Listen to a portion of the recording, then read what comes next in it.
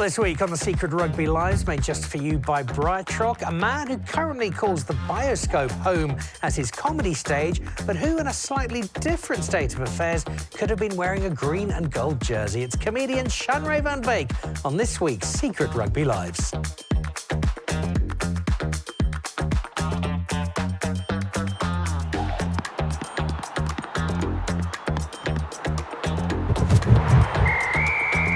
So this is the Bioscope Theatre in Johannesburg with its famous car seats. I'm not sure if everybody who's missing one of these knows where they actually are.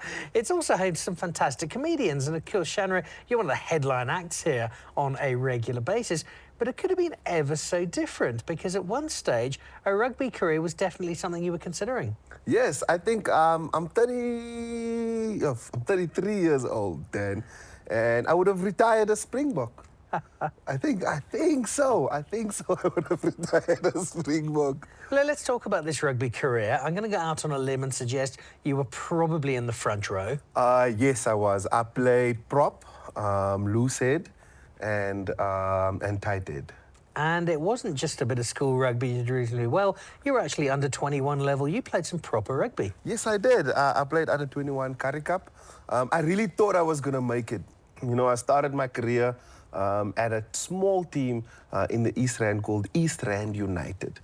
This was Rega Park's kind of like normal team. And one day, the city of Boksburg, we played a game and one of the coaches was there and he saw me. He was like, oh my word, I want this player. I want him to play for the city of Boksburg. And so they bought me. And when I say bought, I use the word pretty loosely. You know, I have a suspicion that I was sold for a fridge because when they dropped off the fridge, Uncle Dan, they came with a bakkie, they dropped off the fridge, and then I left with the same bakkie to the city of Boksburg Stadium. And I was like, So your transfer fee as a rugby star was a fridge for the clubhouse? Yes. I have a suspicion that's what happened. And I moved to the city of Boksburg. I played there, I think, 4 or 5 games. And then some of the coaches saw me at Falca.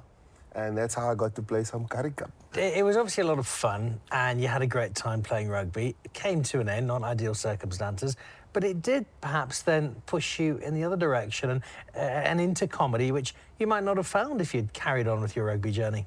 Yes, I think, no, you know what, Dan? I'm actually a little bit sad that I'm not playing rugby anymore. You know, sometimes as a rugby fan, you watch the Springboks play, and you watch Mane Lebok, and you're like, I could have caught that ball. I could have and then you kind of like look at the New Zealand side, you're like, maybe not. But I think like I was always the class clown, Uncle Dan. Like I was always the class clown. I mean, even in the locker room, I mean, everyone was like, oh my word, Shanray, it's time to be serious now. Yeah. And I would just never take anything serious. Like I was a joker. Like sometimes what I would do, Uncle Dan, especially at the breakdown, what would happen is if we fall, I would just lay there and hold you. I would lay there and you would try to get up as my help, I would just hold you. I've never seen men so frustrated. Leave me! Leave me! Just a little cuddle at the bottom of the ruck. Cuddle. I mean, why are we getting up? You interrupting the other ruck happening there. Let's just hold. Just stay here, me and you. And it would get so angry. But yeah, I'm glad I found stand-up comedy. And I don't think I would ever have done stand-up comedy without like going through that journey from working in a bank to playing rugby to stand-up comedian. What about the similarities of the challenge? Because every Sunday here at the Bioscope, you stand up in front of an audience. They're expecting to laugh. There've got to be a few nerves, just as they are. When that whistle goes, you pack down, it's the first scrum of the game, you look up, and there are 3 guys of 120 kilograms all looking at you from the other side of the front row. Which one made you more nervous? I think standing in front of 3 guys that have clearly been working on a farm, and now he's here trying to push the living hell out of you. I think that's way easier talking to people than bending in front of that ruck. So ultimately then, the career's probably gone the right way.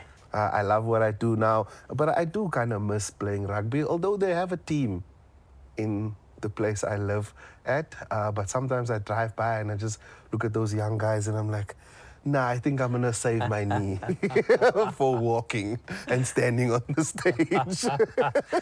Well, he could have been a professional rugby player. It looked like it was heading that way at one point. But rugby's loss is definitely comedy's gain. One of the funniest men in South Africa, who, if he really needs to, could still pack down in the front row at the youthful age of 33. The Secret Rugby Lives, made just for you by BrightRock, this week with front row superstar and comedian Shanray van Wyk.